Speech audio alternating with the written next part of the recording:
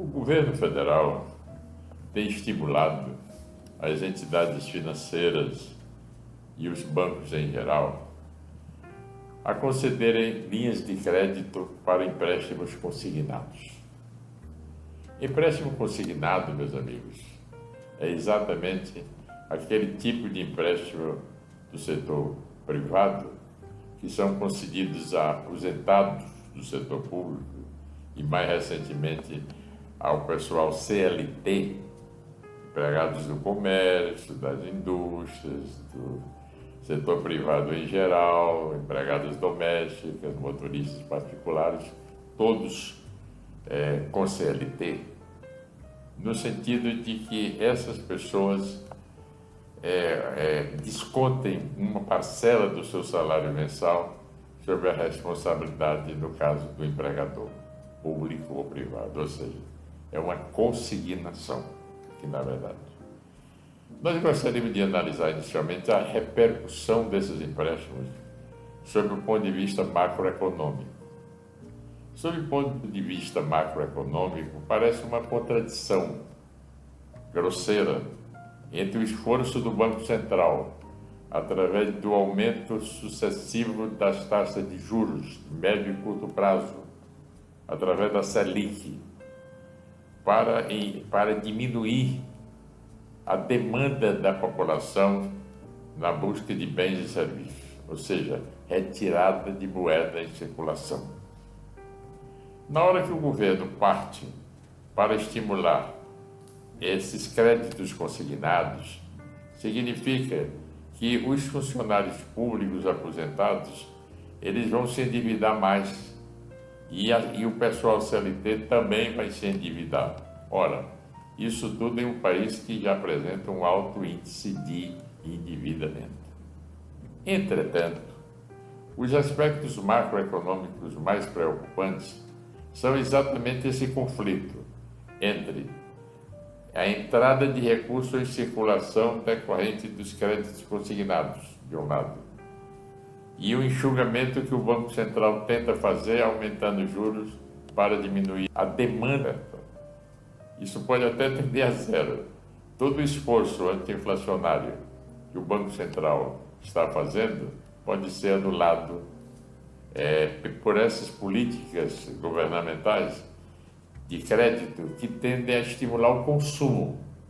Entretanto, gente, existem alguns casos que é benéfico o crédito, que é quando você toma um empréstimo consignado, até abastecendo o prazo, o que tem acontecido quanto ao setor público, com o objetivo de pagar um débito já tomado, por exemplo, em cartão de crédito, que os juros são bem mais altos do que o crédito consignado.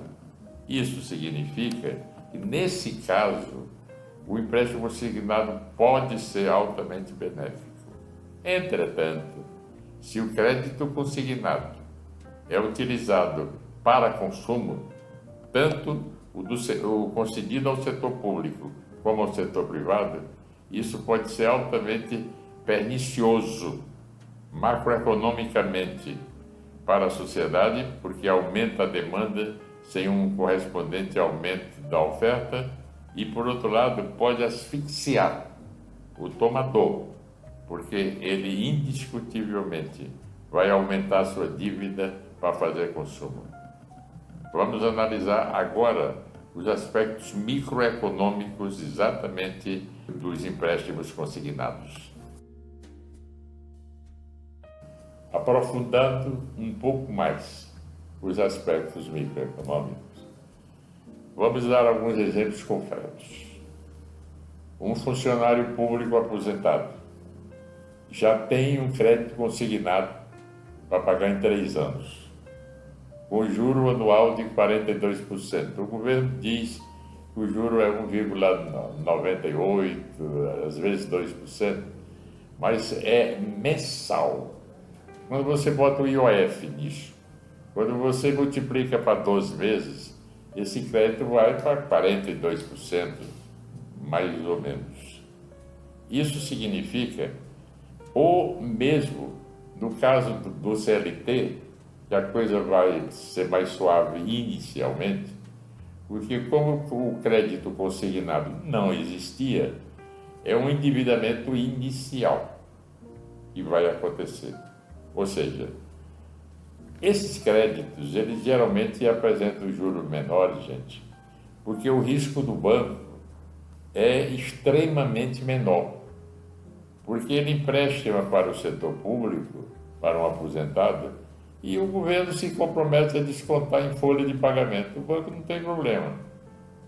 Vai surgir o problema se a pessoa morre, porque neste caso a obrigação passa para os herdeiros e tem problema de inventário, aí complica um pouco. Mas o risco é bem menor do que se o empréstimo é individual, sem ser consignado e sem a responsabilidade de uma entidade que se responsabiliza pelo desconto das parcelas.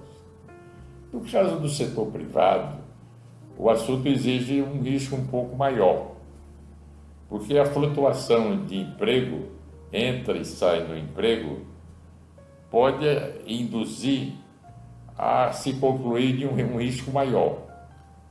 A empresa assume o compromisso de descontar as parcelas e, de repente, a pessoa sai ou ele é demitido, e aí? Como é que fica a relação da pessoa com o banco? Há um risco embutido em tudo isso. Daí porque os juros para o CLT são um pouquinho maiores, não oscilam em torno de 42%. Acontece que os empréstimos, embora impliquem endividamento, ele tem aspectos positivos para o tomador. Por exemplo, se eu tenho um débito com cartão de crédito e o juro foi regulamentado no máximo em 100% ao ano, e se eu tomo um empréstimo consignado com juros de 42% ao ano e utilizo esse recurso para pagar o empréstimo que eu tomei ou o débito do cartão de crédito com um juro maior, a operação é boa, é ótima, desde que a pessoa seja disciplinada, no sentido de usar o endividamento com juro menor para pagar o endividamento anterior com juro maior.